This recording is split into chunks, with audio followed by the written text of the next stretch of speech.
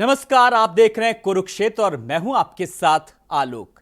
एक तरफ देश में आज रायसीना की रेस में फैसले का दिन है, तो दूसरी तरफ कांग्रेस अध्यक्ष सोनिया गांधी से ईडी पूछताछ कर रही है। करीब 2 घंटे तक आज पूछताछ हुई और जब पूछताछ चल रही थी उससे पहले और उस दौरान कांग्रेस के जो समर्थक हैं, कार्यकर्ता हैं, मंत्री हैं, पदाधिकारी हैं, वो किस तरीके से उनका जो विरोध किया, उनके विरोध प्रदर्शन की तस्वीरें भी सामने आई। लगातार सत्यमेव जयते की बात की जा रही थी, सत्य की जीत कही जा रही थी, लेकिन इस बीच प्रदर्शन लखनऊ से लेकर के दिल्ली तक, उत्तराखंड और बेंगलुरु तक में वो तस्वीरें साफ तौर पर नजर आई। वो तस्वीरें भी हम अपने दर्शकों से शेयर करना चाहेंगे, लेकिन इस बीच विरोध के सुर लगातार तेज होते गए और आरोप लगाया कि जिस सरकार पर, केंद्र सरकार पर, कि केंद्र सरकार किस तरीके से लगातार के इशारे पर सब कुछ हो रहा है। तो जांच एजेंसियों पर भी कांग्रेस ने कहीं ना कहीं सवाल उठाए और लगातार जिस तरीके से प्रतिक्रियाएं भी सामने आई। लेकिन इस बीच कुछ तस्वीरें आई जिन्होंने अपने आप में कहीं ना कहीं सवाल खड़ा किया।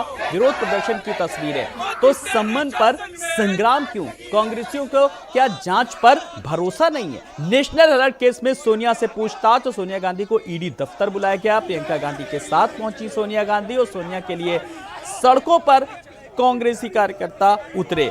नेशनल हेराल्ड मनी लॉन्ड्रिंग में पूछताछ। हालांकि इससे पहले राहुल गांधी से लगभग कई दौर की पूछताछ हो चुकी है और 50 घंटे की लगभग पूछताछ हुई। तो सोनिया को समर्थन के लिए सत्याग्रह। देशवासियों में क्या माहौल है इनके प्रति? तीनों एजेंसियां जो है बहुत ही हमारी प्रीमियर एजेंसियां हैं ये, तो कम से कम लोगों में क्या धारणा बन रही है, इनके ऊपर से दबाव है और दबाव के हिसाब से शॉर्टकट चल रहे हैं लोग। रेड करनी हो, तंग करना हो, पूछताछ करनी। राहुल गांधी जी से की थी 10 घंटे 50 घंटे पूछताछ करी। सोनिया जी संस्था का सम्मान कर रही हैं, वो उनके सामने पेश होंगी, जो वो पूछना चाहें उसका उत्तर दिया जाएगा। लेकिन हम लोग ये समझते हैं इन संस्थाओं का दुरुपयोग करके संसदीय लोकतंत्र की हत्या की जा रही है और इन संस्थाओं की स्वायत्तता की हत्या की जा रही है। हम उसके खिलाफ आवाज उठा रहे हैं। अभी तक कितने साल हो गए इमरजेंसी को? आज तक उसका रोना रोते हैं कि नहीं रोते हैं? वो भी चुप रहे हैं कि अब तो बात खत्म हो गई, चली गई। उसके बाद इंदिरा जी चुनाव जीत गई, उसके बाद कितने चुनाव हम जीत गए, लेकिन वो तभी अभी भी इमरजेंसी का रोना रोते हैं। तो वो रो सकते हैं, हम नहीं रो सकते हैं। अगर लोकतंत्र के लिए उनको दर्द है तो हमें भी दर्द है। तो अगर हमें दर्द है और उनको भी दर्द है तो वो हमारा दर्द समझें। अगर वो हमारा दर्द नहीं समझते हैं तो फिर वो नहीं जानते हैं कि पिट्ठू ईडी और डरपोक सीबीआई और इनकम टैक्स ही अब मोदी सरकार का चाल चेहरा और चरित्र बन गए हैं।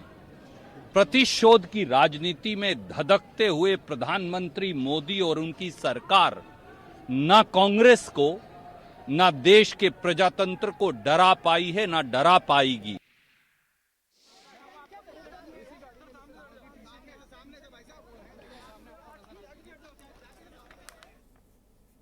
तो सोनिया गांधी को जब ईडी दफ्तर बुलाया गया, उसके बाहर प्रदर्शन की जो तस्वीरें नजर आईं, सवाल यह कि संबंध पर संग्राम क्यों? और अगर पूछताछ के लिए तो खाली बुलाया गया, इतना प्रदर्शन क्यों? ऐसे तमाम सारे सवाल हैं जो आज आए हुए मेहमानों से जानेंगे और समझेंगे। परिचय करा देते हैं जल्दी से जो मेहमान हमारे साथ जुड़े हैं। हमारे साथ ओपी सिंह जी हैं, बीजेपी के प्रवक्ता। ओपी सिंह जी नमस्कार, बहुत बहुत स्वागत है आपका। वरिष्ठ पत्रकार प्रदीप कपूर जी भी हमारे साथ हैं। प्रदीप जी नमस्कार, बहुत बहुत आपका भी स्वागत है हमारे इस कुरुक्षेत्र में खास डिबेट में। डॉक्टर संदीप श्रीवास्तव जी भी हमारे साथ हैं, राजनीतिक विश्लेषक के तौर पर। डॉक्टर संदीप जी नमस्कार, बहुत बहुत स्वागत है। मैं कोई भी राजनीतिक परिदृश्य को लेकर के सवाल करूं, मैं सबसे पहले वरिष्ठ पत्रकार प्रदीप जी से एक सवाल करूंगा। प्रदीप जी, जो ईडी पूछताछ करी, लगभग आज 2 घंटे तक सोनिया गांधी से पूछताछ की, इससे पहले लगभग 50 घंटे की पूछताछ कई दौर की हो चुकी है राहुल गांधी से। इस पूछताछ को लेकर के सवाल उठे और जब ईडी से पूछताछ हुई है, चाहे वो राहुल गांधी की बात करें, चाहे वो सोनिया गांधी को लेकर के बात करें, प्रदर्शन बहुत जबरदस्त तरीके से हुआ है। कांग्रेस की कार्यकर्ता और किस तरीके से प्रदर्शन किया उन्होंने, चाहे वो किसी भी राज्य को लेकर के बात करें। इस पूरे सिनेरियो को देखते हुए मैं जरा आपसे एक सबसे पहले टिप्पणी चाहूंगी। इस जांच का कुछ तो साक्ष्य होंगे, कुछ तो तथ्य होंगे जिनको लेकर के ये पूछताछ चल रही है। देखिए, ये एक नेशनल हेराल्ड का मामला है जी, जिसको कि पंडित जवाहरलाल नेहरू ने शुरू किया था और उसके बाद फिर जिस तरीके से परिस्थितियां बदली, नई कंपनी बनी, क्या हुआ, उसमें मनी लॉन्ड्रिंग का जो केस है वो लॉन्च हुआ है और उसके तहत ईडी बुला रही है। पहले राहुल गांधी को बुलाया, उसके बाद सोनिया गांधी को बुलाया। अब चूंकि ये एक राष्ट्रीय स्तर का एक अखबार का और जिसमें कि कांग्रेस के प्रेसिडेंट और पूर्व प्रेसिडेंट इन सबको समन जा रहे हैं ईडी के द्वारा, तो जाहिर बात है ये एक नेशनल लेवल का जो है पूरा का पूरा इशू बन चुका है। और कांग्रेस इस ईडी के द्वारा जो एक विक्टिम कार्ड है कि भाई हमको सताया जा रहा है, परेशान किया जा रहा है, उसके जरिए उन्होंने पूरे देश में जो है कांग्रेस जन को एकजुट होके प्रदर्शन किया है। और उनको लगता है कि इस तरह के विरोध प्रदर्शन से कम उनकी पार्टी तो खड़ी हो जाएगी, उनके साथ रहेगी, जो इन प्रदर्शन के दौरान दिखाई दे रहा है। जी बिल्कुल, जिस तरीके से जो प्रदर्शन किया जा रहा है, यानी कि प्रदीप जी अगर बात करें तो कांग्रेस भी कहीं ना कहीं एक तरीके का इस हमले के जरिए अपनी शक्ति परीक्षण दिखा रही है, प्रदर्शन पूरा दिखा रही है। और हम लोगों ने और आपने सभी अभी आपने दिखाया ना किस तरह से बड़े बड़े नेता क्या क्या बोल रहे थे जी, और पूरे देश में जो है पार्टी खड़ी हुई है उनके साथ एकजुट होकर। तो वो भी देख रहे हैं कि भाई इस ईडी के सम्मन के जरिए उनकी पार्टी को रिवाइव करने में, उनको एकजुट करने में अगर मदद मिल रही है तो वो कर रहे हैं। जी बिल्कुल, जिस तरीके से लगातार बयानबाजी भी हमने अपने दर्शकों को सुनाई, किस तरीके से बयानबाजी हो रही है, किसी ने कहा पिट्ठू ईडी को लेकर के कहा और किसी ने डरपोक कहा सीबीआई को, तो ऐसे भी तमाम सारे सवाल उठ रहे हैं। तो नेशनल हेराल्ड मामले में जिस तरीके से पूछताछ हुई, नेशनल हेराल्ड केस में सोनिया से पूछताछ, तो सोनिया गांधी को ईडी दफ्तर बुलाया गया और प्रियंका गांधी के साथ पहुंची सोनिया गांधी और सोनिया के लिए सड़कों पर उतरे कांग्रेसी। लेकिन कांग्रेसियों ने जो प्रदर्शन किया और जांच एजेंसियों पर भी कहीं ना कहीं सवाल उठाए, अपने आप में एक बहुत बड़ा सवाल है। ईडी पर सवाल उठाए, सीबीआई पर सवाल उठाए, जांच एजेंसियों पर भी कहीं ना कहीं सवाल उठ रहे हैं। हमारे साथ कुछ और भी मेहमान जुड़ गए, हमारे साथ विकास श्रीवास्तव जी भी जुड़ गए, कांग्रेस के प्रवक्ता। विकास जी नमस्कार, आपका भी बहुत बहुत स्वागत है। विकास जी, मेरा सवाल अभी प्रदीप जी से मैंने इस पूरे सिनेरियो को लेकर के किया, अब मेरा सवाल सीधे आपसे है कि कांग्रेस जिस तरीके से अगर बात करें, आज कांग्रेस कार्यकर्ताओं ने जो प्रदर्शन किया, ईडी सीधे से पूछताछ के लिए बुलाया गया था, लेकिन इस बीच विरोध की जो तस्वीरें आई, ये अपने आप में कहीं ना कहीं सवाल खड़े करने की इतनी छटपटाहट क्यों? कोई छटपटाहट की बात नहीं है। जैसा प्रदीप जी ने कहा, हमारी सर्वमान्य नेता, देश की सर्वमान्य नेता, विश्व की सबसे ताकतवर महिला के रूप में सोनिया जी को जाना जाता है, त्याग की प्रतिमूर्ति के रूप में उनको जाना जाता है। जिस सत्ता के लोग धर्म, जाति, नफरत और विघटन की भाषा बोलते हैं, इस देश के सांप्रदायिक सद्भाव को बर्बाद करने का काम करते हैं, तमाम सारी संवैधानिक संस्थाओं को अपने गुलाम बनाने का काम करते हैं, उस सत्ता को सोनिया जी ने किस तरीके से छोड़ा था और देश के आखिरी अल्पसंख्यक व्यक्ति को, जिसको उसकी योग्यता के आधार पर भारत का प्रधानमंत्री बनाया और वैश्विक स्तर पर भारत को ऊंचाई तक ले गए। वो डॉक्टर मनमोहन सिंह को, उनके योग्यता को और देश की अर्थव्यवस्था को बनाने वाली आदरणीय सोनिया गांधी जी के ऊपर आज इतनी 70 की अवस्था है उनकी, 70 से ऊपर जिस महिला की अवस्था हो और इस भारत की का गौरव हो, ऐसी महिला को लेकर के अगर ईडी अपने नैतिकता का पालन नहीं करती है, ये सारे सवाल उनके आवास पे जाकर भी पूछे जा सकते हैं। अभी वो हॉस्पिटल से आई हैं, लगातार आश्वस्त हैं, जिसको इस देश ने, उसने केवल इस देश के लिए शहादत दी है, अपना पति, अपनी सास को अपने हाथों पे खोया है। उस महिला ने इस देश के लिए सत्ता को छोड़ दिया है, इस देश के सांप्रदायिक सौहार्द को बनाए रखने के लिए सत्ता। लोगों ने उन्हें विदेशी कहकर कितनी गलत गलत बातें कही, तमाम सारे बयान आपकी मीडिया की लाइब्रेरी में होंगे, पर आदरणीय सोनिया गांधी इस देश की एकता अखंडता को बनाए रखने के लिए, जैसे उनके परिवार ने, उनके पति ने जिस तरह शहादत दिया, उसके लिए उन्होंने अपनी राजनीति को शहादत दिया है और किनारे बैठ करके उन्होंने इस देश को देशवासियों के हाथ में सौंपा।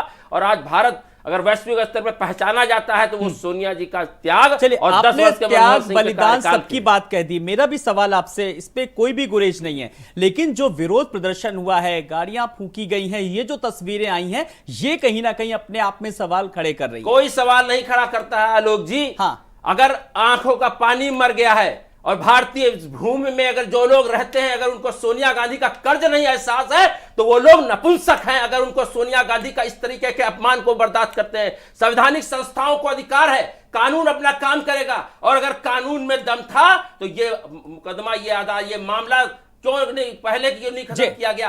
आज आप लगातार केवल एक गौरवमयी शख्सियत को, उसकी छवि गिराने का जो आप षड्यंत्र कर रहे हैं, उस देश के 130 करोड़ की जनता को काम कर रहा है, जांच एजेंसियां अपना काम कर रही हैं, तो फिर सवाल क्यों उठ रहा है? के लिए शहादत दिया है, इसलिए केवल कांग्रेस के कार्यकर्ता ही नहीं, हम तो अपील करते हैं देश के हर जनमानस को खड़ा होना चाहिए। संवैधानिक संस्थाओं के नाम पे, भारत के संविधान और कानून के नाम पर आप इस देश की स्मिता को नष्ट करने का काम कर रहे हैं। जी चलिए, आपने अपनी बात रखी, अब मैं ओपी सिंह जी के पास आ रहा हूं। ओपी सिंह जी, मैंने जांच को लेकर के सवाल किया था और उसके जवाब में मुझे सवाल के बदले में जवाब ये मिला, विकास श्रीवास्तव जी ने साफ तौर पर कहा जांच एजेंसियों पर सवाल उठ रहे हैं और सरकार के कहने पर ही, इशारे पर ही सब कुछ हो रहा है।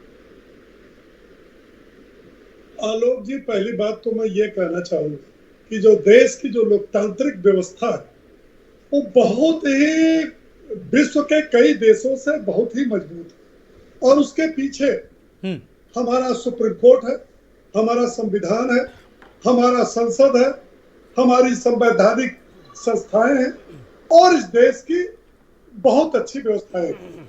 लेकिन एक पार्टी ऐसा है जो इनसे ऊपर अपने को मानती है, और पार्टी माने या ना माने, गांधी परिवार तो कम से कम इनसे ऊपर अपने को मानती ही है, क्योंकि उसका मानना है कि 70 साल में 58 साल हमने राज किया है। तो ये सारी व्यवस्थाएं, अब मैं पीछे नहीं जाना चाहता कि ये संवैधानिक संस्थाओं का माखौल उड़ाने वाली कांग्रेस पार्टी किस प्रकार से इमरजेंसी लगा दी, सुप्रीम कोर्ट के आदेश के बाद लगा दिया, किस प्रकार से फैसला आने के बाद, एक घटना घटने के बाद खुलेआम सिखों का कत्लेआम किया और कुछ नहीं हुआ, कोई जांच नहीं। एक चीज ये बताइए कि अगर सुप्रीम कोर्ट, आलोक जी, संविधान और संवैधानिक व्यवस्थाएं हमें आप किसी को बुलाती है तो पूछताछ के लिए बुलाती है, कोई आपको फांसी की सजा तो दे नहीं रही है, कोई आपको दंड तो दे नहीं रही है। अभी विकास जी बीमारी की बात कर रहे थे, भाई बीमारी थी 2 महीने तक ईडी नोटिस देते रहे, उन्होंने बीमारी का हवाला दिया, ईडी ने कुछ नहीं किया। सोनिया गांधी की सहमति के बाद आज का तारीख तय किया गया, उन्होंने सहमति दी ईडी को, हाँ मैं आ जाऊंगी।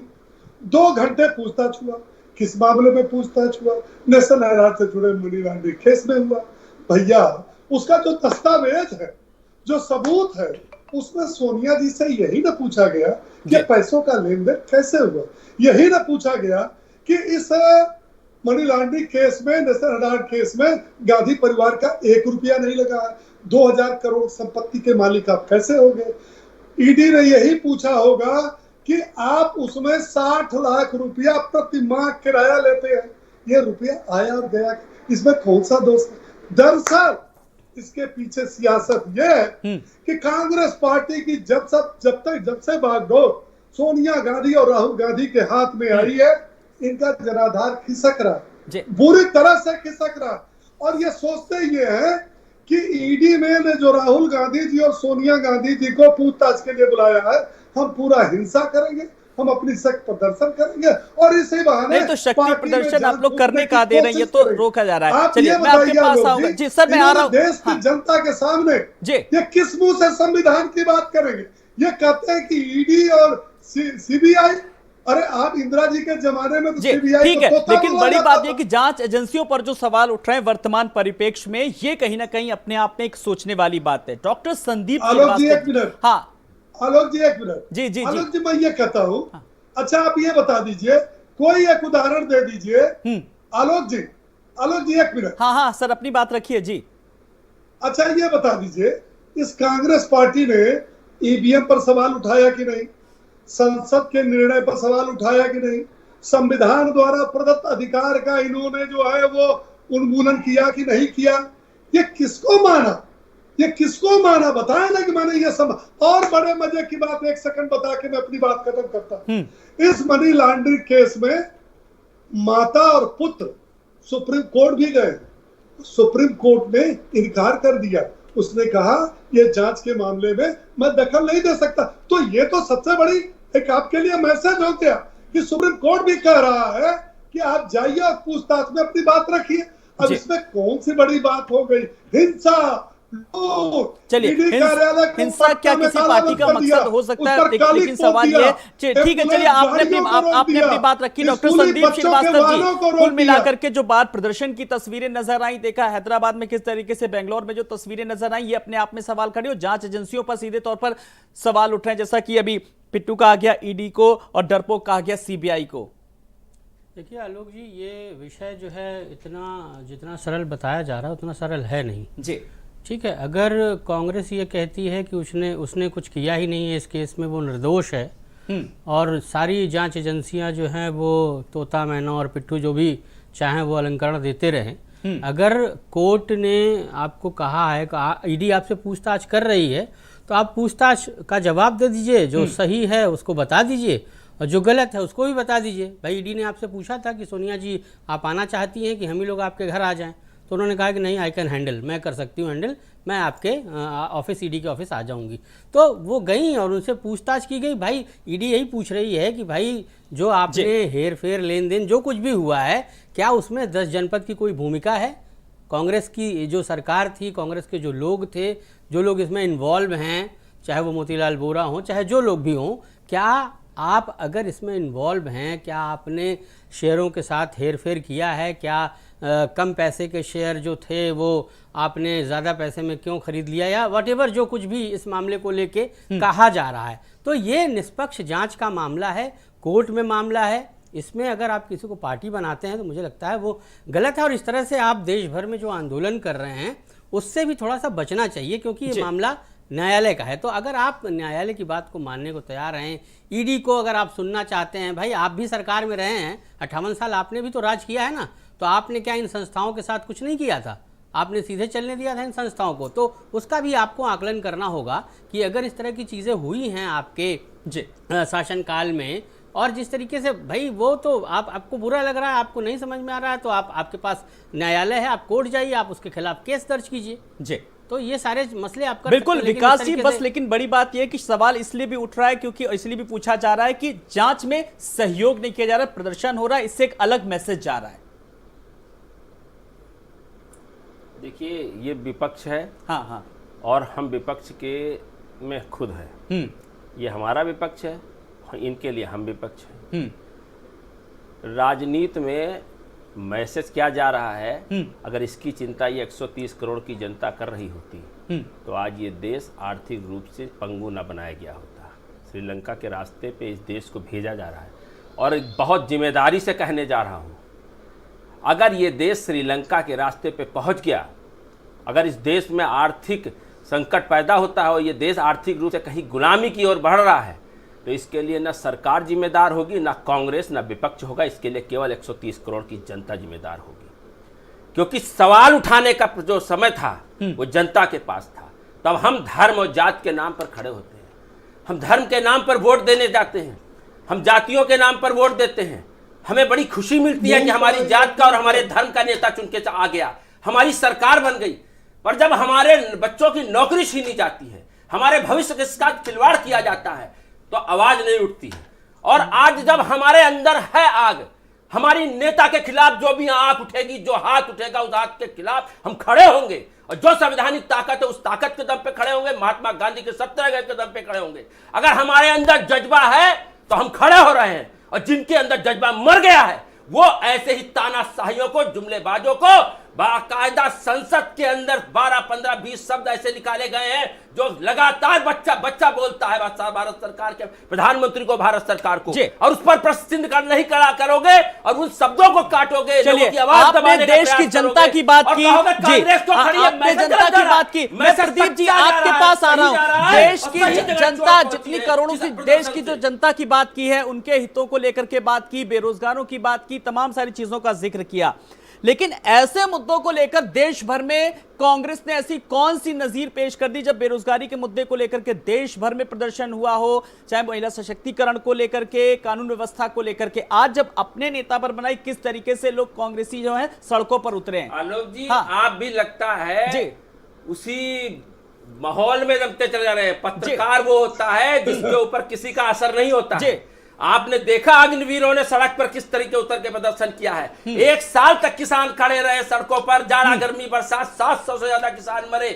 तमाम बार आपने खुद अपने चैनलों में खबर चलाई होगी, कांग्रेस इसके पीछे है। लगातार इस देश के सांप्रदायिक माहौल को बिगाड़ करके, लोगों को बांट करके असल मुद्दों से सवाल उठाना बहुत आसान है। देखिए, पत्रकारिता पर भी हमला हुआ है। आप पत्रकार पर हमला करिए जी। आपको मैं ये बता दूं विकास जी, आप पत्रकार पर सवाल मत उठाइए। कितना हमला पत्रकार हो आज, पत्रकारों आप ये मत कहिए, आप ये मत कहिए पत्रकार हो, पक्षकार नहीं हो। इस बात को ध्यान में बिठा लीजिए। मानसिकता बदल ले कांग्रेस, अपने मानसिकता बदल ले जी जी। जितना भी अन्याय वो हमने देखा, आज देश की जनता देख रही है किस तरीके से आज सड़कों पर जो आप लोग प्रदर्शन कर रहे हैं, वो देश की जनता छटपटाहट नजर आ रही है। वो आप देश की जनता से सवाल मत करिए, वो छटपटाहट साफ तौर पर नजर आ रही है। प्रदीप जी, वो छटपटाहट साफ तौर पर देखी जा रही है। आप सवाल करिए पत्रकार पर, ये पत्रकार पर किस तरीके से सवाल उठाया है, और जो चलने वाला है तो अपनी सशक्त मजबूती लाइए और मजबूती से जवाब दीजिए अगर इतने ही है तो। जी प्रदीप जी, पत्रकार पर भी देखिए सवाल उठा रहे हैं ये कांग्रेसी। अगर हम प्रदर्शन पर सवाल कर रहे हैं तो ये कांग्रेसी पत्रकार पर सवाल उठा रहे हैं। जी बताइए। कांग्रेस की आवाज को दबाने का षड्यंत्र आलोक जी इस तरह से ही किया जाता है। पत्रकार मैं भी रहा हूं 16 साल, ऐसी पत्रकारिता मैंने ना कभी देखी ना जी। और इस तरीके का जवाब ना देते तो आप जनता के लिए कितना सड़कों पर उतरे हैं, आप आम जनता को किस तरीके से उतरे सड़कों को लेकर के सर, अपनी बात को जनता को लेकर के, आम जनता को लेकर के जी छटपटाहट साफ तौर पर देखी जा रही, समझी जा रही। प्रदीप जी देखिए, ये हेरल्ड का मामला ईडी के द्वारा बुलाया जाना, ये एक पॉलिटिकल हो चुका है, और ये एक पॉलिटिकल जो है मामला है, जिस तरीके से चाहे बीजेपी हो चाहे कांग्रेस हो। क्योंकि जब आज सोनिया गांधी को जाना था तो मैं टीवी पे देख रहा था, रविशंकर प्रसाद जी आ गए थे, वो बोल रहे थे। जिस दिन राहुल को जाना था उस दिन स्मृति ईरानी जी आ गई थी, वो ब्रीफ कर रही थी। तो ये पॉलिटिकल मामला है, दोनों पार्टियां अपने तरीके से पॉलिटिक्स कर रही हैं और दोनों अपने अपने तरीके से कार्ड खेल रहे हैं। और कांग्रेस को लगता है कि ये विक्टिम कार्ड जनता के बीच में जाके हम अपनी पार्टी को रिवाइव करने की कोशिश कर रहे हैं। तो कुल मिला के ये पॉलिटिकल मामला है, इसको बहुत ज़्यादा उसमें समझने की ज़रूरत नहीं है। वो साफ दिखाई दे रहा है कि दोनों तरफ से ये पॉलिटिकल मामला है। बाकी मनी लॉन्ड्रिंग में क्या हुआ ये कोर्ट तय करेगा, मामला सब जुडिस है। तो पूरा का पूरा जनता के बीच में दोनों पक्ष जा रहे हैं और अपनी बात बता रहे हैं कि भाई इन्होंने गलत काम किया, वो कहते हैं हमने नहीं किया है। तो अपनी जनता तक पहुंचने के लिए अगर हम बात करें तो ओपी जी, सवाल लगातार पक्ष जो प्रदर्शन कर रहा है, सवाल ये कि सरकार के इशारे पर हो रहा है, इसलिए मैंने आपसे सवाल किया। आलोक जी, मैंने तो पहले ही कहा था कि ये वो पार्टी है और इसका जो पराभव होने का, गर्त में जाने का, वो सबसे बड़ा कारण यही है कि इसने कभी संसद, संविधान और संवैधानिक व्यवस्थाओं का आदर नहीं किया। ये वो पार्टी है कि भारतवर्ष के इतिहास में पहली बार इस पार्टी ने चौथे स्तंभ पर हमला किया और उनको जेल में ठूस दिया, और चैनल पर वही समाचार चलते थे, प्रकाशित वही समाचार होते थे जो जिला मजिस्ट्रेट पास करते। तो इनसे ये उम्मीद नहीं किया सकते। देखिए, दरअसल बात ये है, तो विपक्ष से कैसी उम्मीद की जा सकती, बताइए ओपी जी। सुनिए बता रहे हैं, सत्याग्रह नहीं है, सत्याग्रह आंदोलन नहीं है, भ्रष्टाचारियों को बचाओ आंदोलन है, गांधी परिवार को बचाओ आंदोलन है, ये केवल यही आंदोलन है। तो इसका देखिए, इसका मकसद तो है भ्रष्टाचारियों, गांधी परिवार को बचाना, और पार्टी की जो जमीन खिसक चुकी है उसमें इसी बहाने प्राण फूंकने का प्रयास। आप ये बताइए राहुल जी, आलोक जी, इसके पहले जब राहुल गांधी को ईडी ने बुलाया था तब इस देश के अंदर क्या क्या तमाशा हुआ। दोनों मुख्यमंत्री धरने पर बैठ गए, सारे इनके सांसद, विधायक, केंद्रीय नेता सब धरने पर बैठ गए, हिंसा हुआ, बसें जलाई गई, टायर जलाए गए, एम्बुलेंस रोके गए, स्कूली बच्चे लेकिन ओपी जी, एक सवाल के जल्दी से जवाब दीजिए। राहुल गांधी को आपने बताया कि पूछताछ के लिए मुद्दा उठाया, लगभग कई दौर की पूछताछ हुई, 50 घंटे की पूछताछ हुई, कुछ तो चीजें निकल करके आएंगी, कुछ निकल करके आया, कुछ तो अंदर खाने से जानकारी होगी। अच्छा आलोक जी, ये बताइए, सुप्रीम कोर्ट में कार्रवाई चले, सीबीआई में, ईडी में चले, तो हमको बताएंगे कि आपको बताएंगे। वो तो जब तक अपनी कार्रवाई पूरी नहीं कर लेंगे तब तक वो कैसे किसी को बता सकते हैं कि इसमें क्या हो। और हम कहते हैं कि सांच को आंच का, ये तो सोनिया जी और राहुल जी के लिए अच्छा प्रयास है कि दूध का दूध पानी का पानी हो जाए। वहां से काला चलिए एक बात निकल करके आई डॉक्टर संदीप जी, मुझे ब्रेक लेना, लेकिन मैं जो अभी निकल करके आई, सांच को आंच किया, सीधी सी बात, अगर जांच हो रही है तो जांच में सहयोग करें। और हाँ, जल्दी से मैं डॉक्टर संदीप जी का एक वर्जन ले लेता हूँ। हाँ, एक उदाहरण देना चाहता हूँ जल्दी से। आदरणीय नरेंद्र मोदी जी जब गुजरात के सीएम थे तो एसआईटी ने 10 घंटे तक लगातार पूछ किया था, 100 से अधिक सवाल किया था। तब भारतीय जनता पार्टी का देश का प्रदेश का एक भी कार्यकर्ता सड़कों पर नहीं उतरा, आंदोलन नहीं किया, सत्याग्रह नहीं किया, टायर नहीं जलाया, बसों को नहीं फूका, पुलिस पर जो है वो पावर का प्रयोग नहीं किया। चलिए डॉक्टर संदीप जी, मुझे एक जल्दी से आपकी भी टिप्पणी चाहिए इस पर कि जांच और सीधी सी जांच में सहयोग होता तो शायद इतना मामला पेचीदा ना हो। एकदम आप सही कह रहे हैं कि अगर ये जांच में सहयोग करते और जिस तरीके से आंदोलन सोनिया गांधी और राहुल गांधी के लिए किया जा रहा है, अगर इस तरह का आंदोलन कांग्रेस को बचाने के लिए किया जाता तो शायद मुझे लगता है कि इससे और अच्छी स्थिति हो जाती। और विपक्ष में जिस तरीके से कांग्रेस पूरे देश में कमज़ोर हो रही है, उत्तर प्रदेश में आपने देख लिया इनकी क्या स्थिति है, तो वाईएल एजेएल में आखिर 90 करोड़ को बचाने के लिए आपने 50 लाख रुपए दे के वो पैसे गए कहाँ, उन पैसों का हुआ क्या? अगर ये ईडी आपसे जानना चाहती, कोर्ट आपसे जानना चाहती तो बता दीजिए कि 200 करोड़ का जो मामला है वो दरअसल है क्या। तो जब तक आप ये क्लियर नहीं करेंगे तो आपके ऊपर आरोप लगते रहेंगे और आपको हमेशा ये सफाई देनी होगी कि हमने बहुत त्याग किया, हमने बहुत बलिदान किया है। लेकिन सत्य यही है कि आपको सत्य का सामना करना पड़ेगा, बिना उसके आप बच नहीं सकते। जी बिल्कुल, त्याग और बलिदान को कोई नहीं भुला सकता, लेकिन जो सच का सामना है वो तो करना ही पड़ेगा। और फिर संबंध पर संग्राम क्यों। मेहमान हमारे साथ बने हुए हैं, कुरुक्षेत्र जारी है। एक छोटे से ब्रेक के लिए रुक रहे हैं, फौरन हाजिर होते हैं।